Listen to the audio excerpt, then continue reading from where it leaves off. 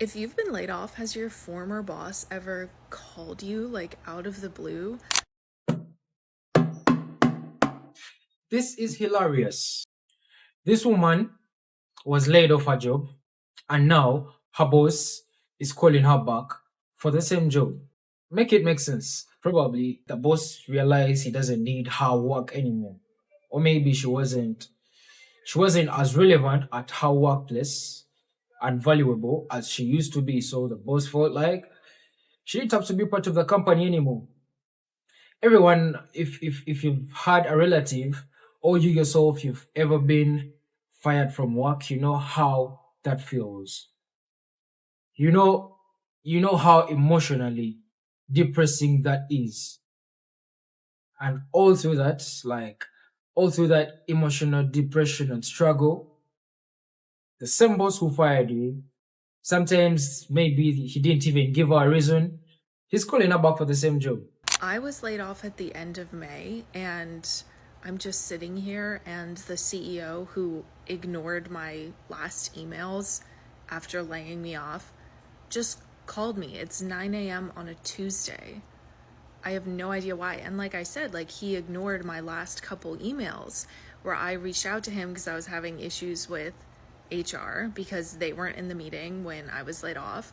And I wanted to tell him a bunch of things that had happened since he transferred me to a new department because he had been my direct superior for like 2 years. I reported directly to him, and so I met with him every week for 2 years, and then he transferred me to another department, and then 4 months later I'm getting laid off. So I was like, I have some things I need to tell you about what's going on in this other department.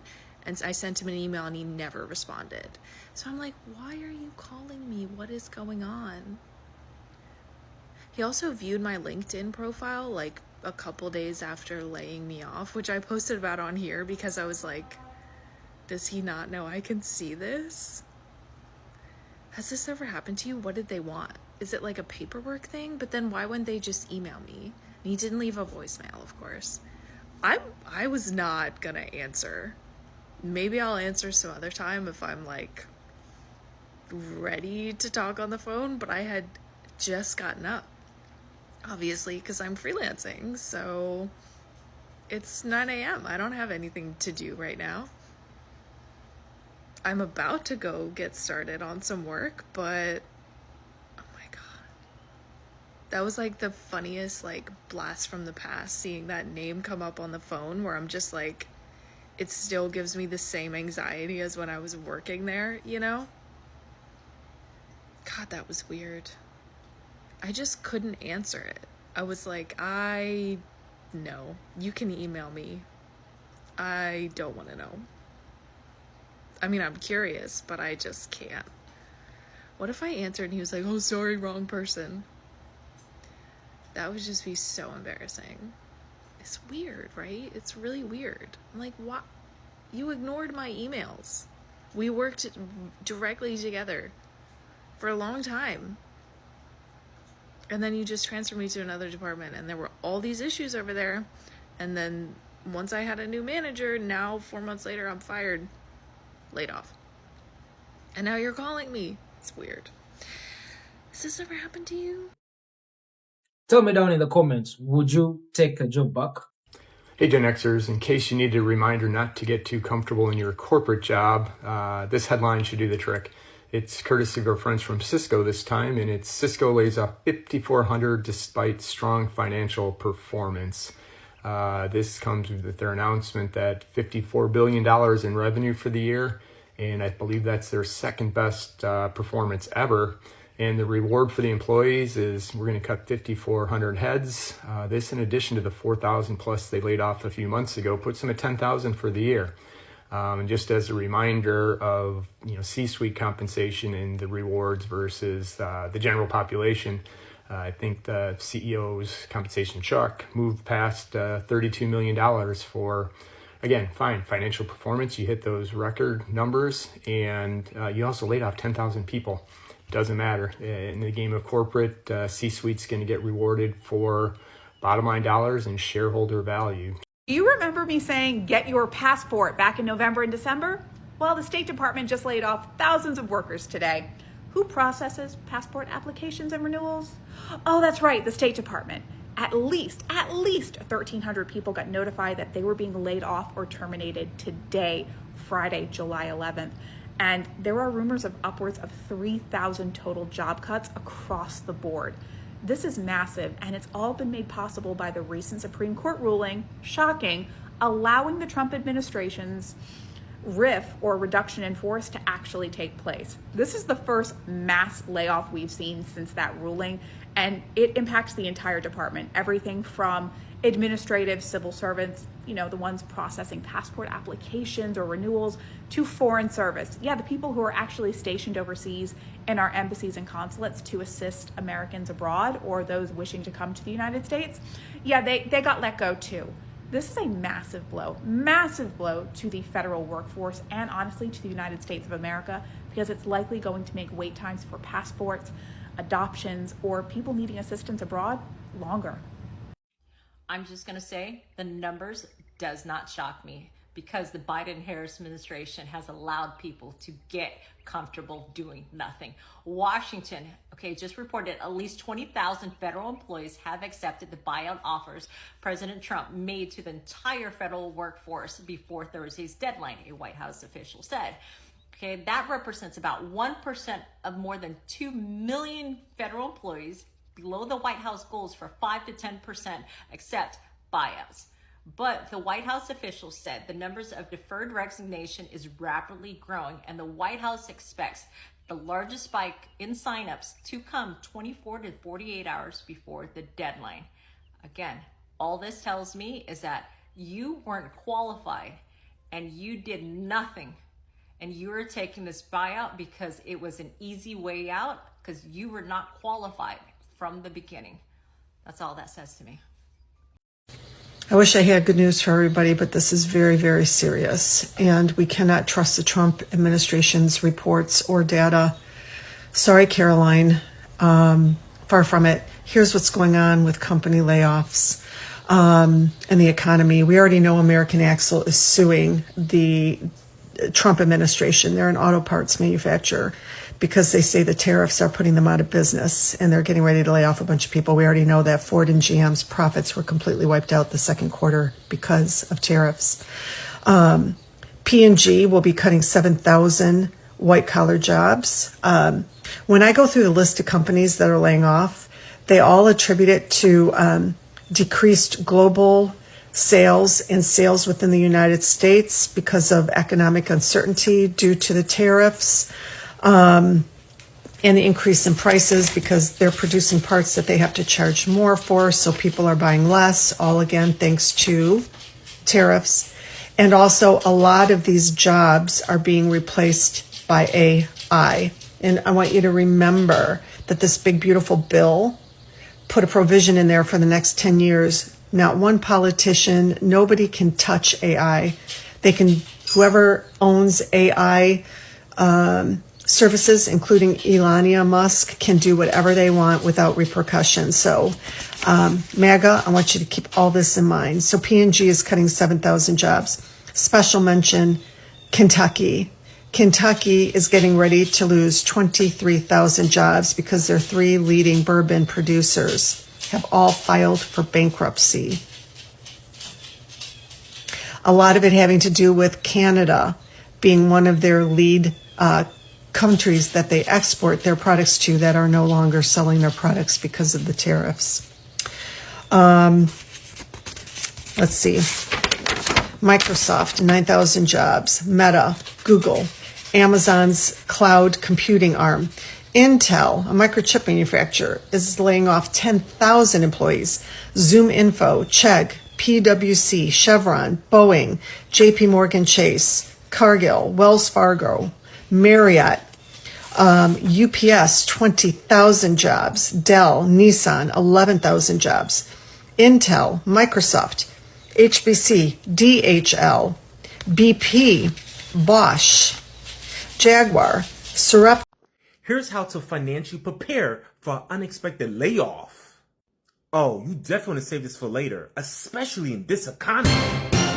Hi, I'm Angel. I worked in corporate America for 10 years. Layoffs are typically unexpected, so you don't want to be caught off guard. So here's what you need to do to prepare yourself. Number 1, freeze your spending. Cut out most of your unessential spending. And notice I said most and not all. You still want to find ways to treat yourself during these times. Secondly, build a layoff fund. Start stacking your cash, even if it's $5 to $10 a week. Whatever you can do, put it towards a rainy day. Third, know your numbers. Log into your employee profiles. What does your PTO look like? Any rough IRAs? Check all of that money because it's yours. And finally, update your resume and your LinkedIn at the same time. Label yourself as an active candidate on LinkedIn. Search the hashtag we're hiring on LinkedIn because a lot of jobs don't have a post, but they use that hashtag. And finally, we're here to support you. What's going on, everyone? I just wanted to take some time to put my heart out there to the people that got laid off or got let go from their job.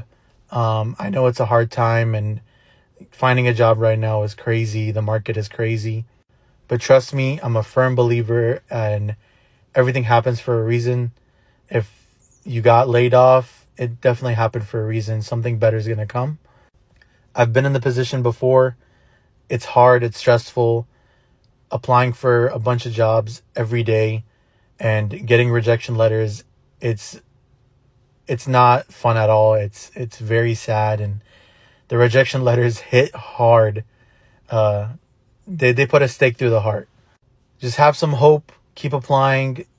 Keep connecting with people. Try to find recruiters. Try to find people that could refer you. If you're in a position where you're struggling, feel free to use the comment section as a place to just rant, a place to just, put out there that you got laid off, and maybe someone will see it and help out. And to the people that are in a position where they are stable in their company and they have positions open in their company, try to help anyone out. Everyone's going through a hard time, and referrals are a huge thing, and that's how people get jobs. Referrals are the best way to land an interview and get through the process. So if you've been blessed, bless someone else. It's a huge help to those people out there that need jobs or got laid off and they're supporting their families. It's been 6 months since I was laid off. And I was reflecting on it today. I had a moment where I just closed my eyes and went back to that moment when I got that notification, and I remember it so vividly. I was sitting at my desk. We had just gotten off of an all-staff meeting, and then I got the invitation to the meeting where they were gonna,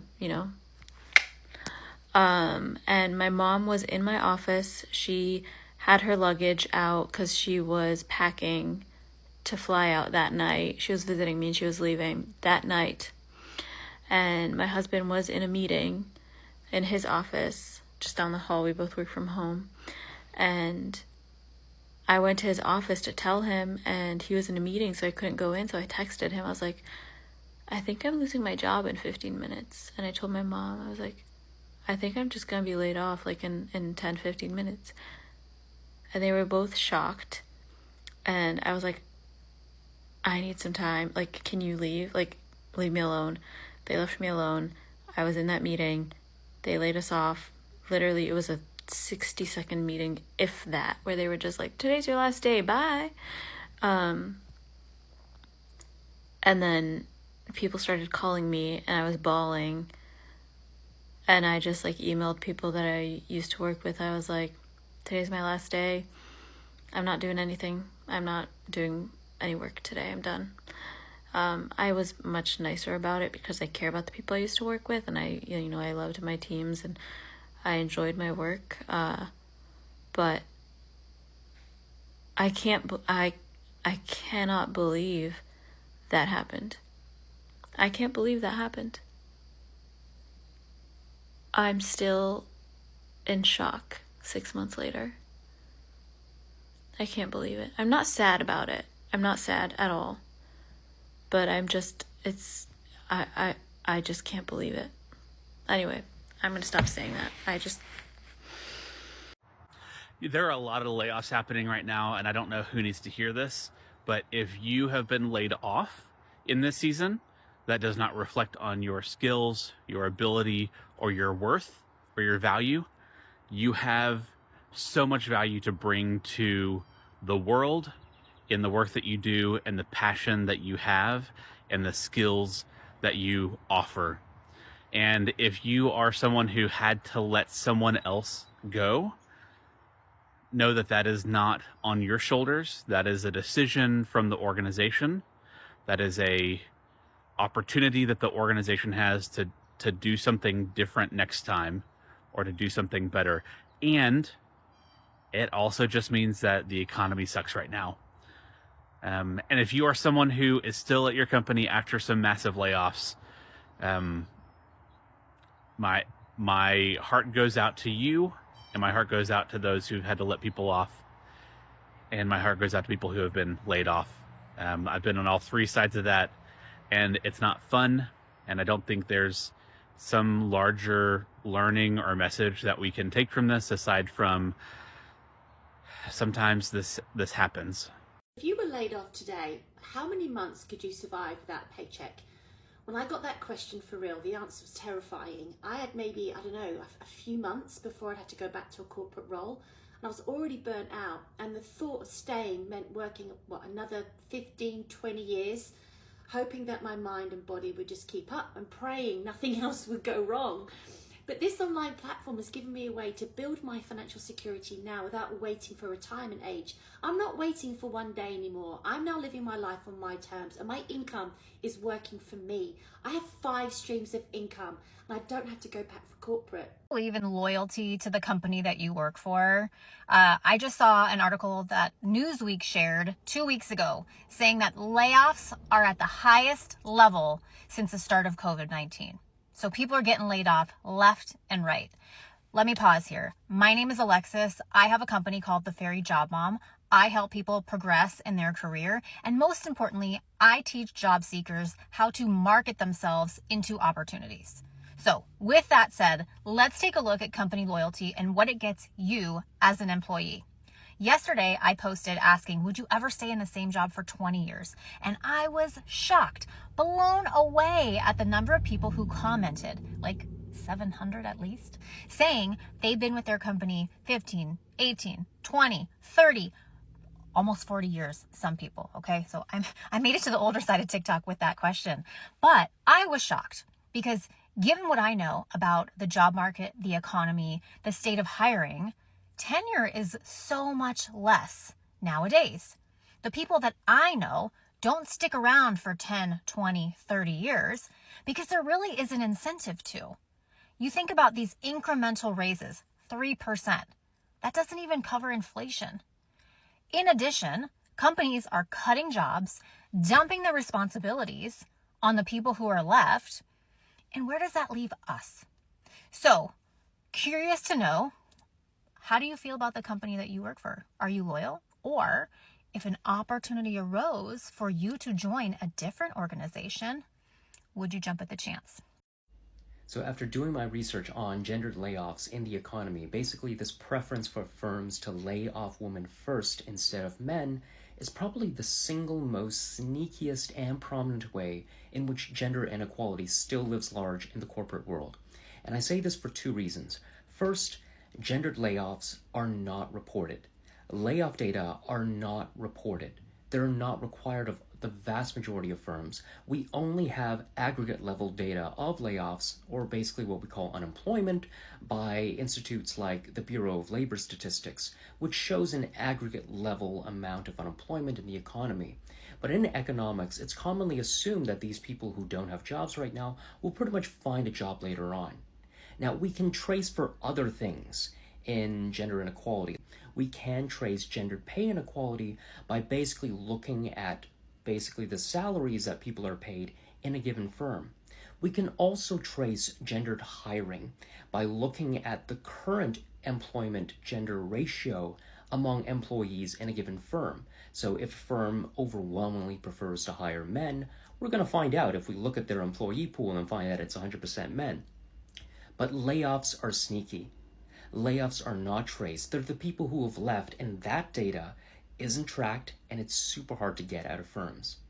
Second, gendered layoffs are the sneakiest way and one of the most important ways that gender inequality lives large because it undermines existing diversity measures. So we have a lot of diversity and affirmative action policies where we require firms to hire more women. And they might abide by those, but nobody traces what happens to those women after they enter the employment of a firm. They can still be paid equally, and that's still not where gender inequality would reside. We might find, for instance, that a firm decides to hire a lot of women so they look really good on the surface, that, hey, maybe 50% of their employee pool is women. That looks really good. But it could be that this firm decides to fire a lot of these women basically in short notice, or whenever there's the prospect of recession, or whenever there is some type of major organizational transition. This is the bit that people don't pay a lot of attention to. What happens to these women after they get employed as part of a diversity policy or as part of any affirmative action policy.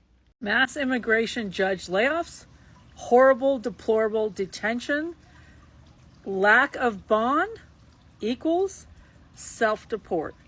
This is Trump's plan, and he is acting on it.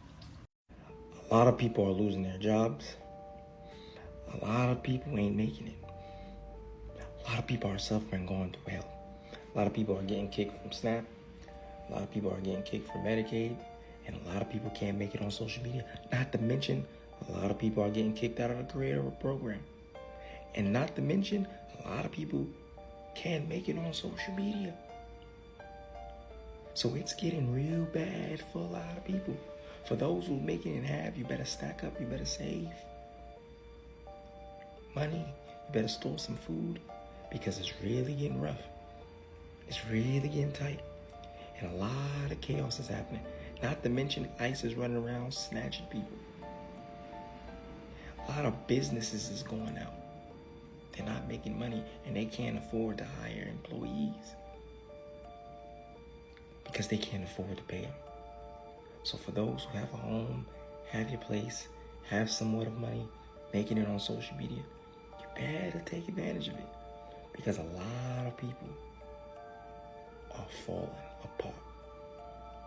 And the worst part about it all, people do not care. I do. That's what I'm telling you. Well, it's become clear that big corporate and layoffs are no longer just about poor financial performance. There are 3 new red flags that I think if you're still in corporate, you need to be watching out for. Remember the good old days, right? I'm going back 10, 15, 20, 25 years for the Gen Xers that have been around for a while. Right, layoffs were a last-ditch effort, and typically they were result of very poor financial performance. And a couple of the signs were hiring freezes and or projects being put on hold. Today, that's no longer the case. And doing some research, I found 3 different what I would call red flags that layoffs are probably coming. And would love to hear if you've been a part of one of these. And I'm sure I hear from the corporate apologists that will say, hey, this is just capitalism, it's the way it works. Anyway, we can save that for another conversation. But first one is forced return to office mandates, right? This is where they're trying to pick up a few freebies, people that'll quit because they don't want to come back to the office, so they don't have to pay severance. I just got home from my job. Now it is 4:30 and it is time to go for a little run. And I can't take that much time because I have to go to softball afterward. I love my work extracurricular activities. They make me harder to fire. The running fit is a Lululemon top, a pair of airy shorts, my compressies, and my Asics that are so beat to shit, and I really need a new pair of them. I'm turning 30 this year, so I have to become good at running. It's the only thing that can get me through this life crisis. 1.5 miles. I didn't record it 1 mile. I was just cruising. Just fucking doing it. 3 miles. Doing a 5K, so 200 meters to go. Gave up so much time and effort. I was so loyal on nights, turned down job offers, all to be called in for that one-on-one meeting on a Wednesday. That's why it doesn't pay to be blindly loyal. If we're building our identity on these companies, we're building it on quicksand. Who are we without our job? Over 300,000 Black women have lost their job this year. I'm going to take you along during this raw, vulnerable journey of figuring out who I am without my career, a different income, and still taking care of myself. Who are we without our title? I'm truly asking you, who are you without that? They can strip it away from us in any moment. If you've experienced a layoff, drop some advice below. I've been laid off every year since 2020. We are now in 2025. After my last one, my confidence felt completely shattered. I really started to feel helpless and pointless. I was letting the job market, which is completely out of my control, dictate how I feel about myself and my life. So one day I decided that I'd had enough, tired of feeling low-key embarrassed by how my life is right now. That is where Year of the Siren came in. I realized I never really explained my TikTok name, so I figured that this would be a good time. I know what a siren is and everything like that, but I'm just using the definition as someone who attracts the things that they want and has the life that they want to live. So despite how cringy it feels, this is me resetting my life in public, being honest about my journey. I'm gonna do it. My page is just about to get really focused on that. So follow me if you also are on a life rebrand and want to do it together. Well, not much of a surprise. And I told you guys a couple days ago that I thought the start of the AI purge in big corporate was starting. And I think it has. Microsoft kicked it off today in style, Microsoft style, right? Announcing layoffs of over 9,000 people. Couple that with, I think, the 6,000 people they laid off in May. Plus, I'm sure they had some other minor layoffs in between. So they're probably closing in on 20,000 for the year. I wouldn't be surprised if they get to 25 or 30,000 layoffs by the time we get to the end of the year. The other thing I wouldn't be surprised is to see a number of these other bigger companies follow suit. It always takes one to start the process, and Microsoft did the honors this time. Fresh off their all-time high of a stock price, and it was down a little bit after announcing the layoffs, which is a change. Usually when big corporate announces layoffs, we see stock prices go up. So don't think it's going to slow down. And again, like I said, if we're at 20,000+ for Microsoft, could they double that by the end? So one of the things that I've heard in regards to this massive layoff at Microsoft, and I don't have any inside information other than what I saw on CNBC, which is that of the 9,000, a large target of this layoff was middle managers. The thing I don't understand is that we've been through this before. Google came out with a Project Oxygen after the fact last time when they laid off, let go a number of their middle management. So what's really going on here? I don't think I understand why that group is being targeted. And honestly, I'm part of that group. What impacts are expected? What sort of efficiencies can be gained by lack of interconnectedness between groups and experience? So what do you think? What's your thoughts? And how is this going to change the industry? Back in May, we were hearing the song that about 40% of companies have done some sort of layoff due to AI. In that same time frame, over 50% of those companies were saying, look, maybe that was too soon. But based off of some current reports that are coming out, we've seen about 10,000 layoffs that can actually be attributed to AI and automation. Then we have total job loss numbers of about 800,000. So when we look at that, that's really only about 1.2% of layoffs that can actually be attributed to AI as opposed to what companies are saying. And most of that seems to be happening in the tech industry, which to me sounds a little bit like a scapegoat. People are propping up the technology to be able to do more than it actually can. And when push comes to shove, they regret it. Because when they're implementing AI and doing it fast and sloppy, they're not getting the type of returns that they were hoping for, and they are not able to save the FTE that they envisioned when they first made the investment. Or they cut staff for other reasons and they tried to make it up with automation and found out that they couldn't. It's not to say that there won't be shifting and disruption that happens from AI. I don't think that true attribution towards AI and job loss, the way it's being reported in some headlines, is actually accurate. And there's a lot of other dynamics, and AI is an easy place to point the finger.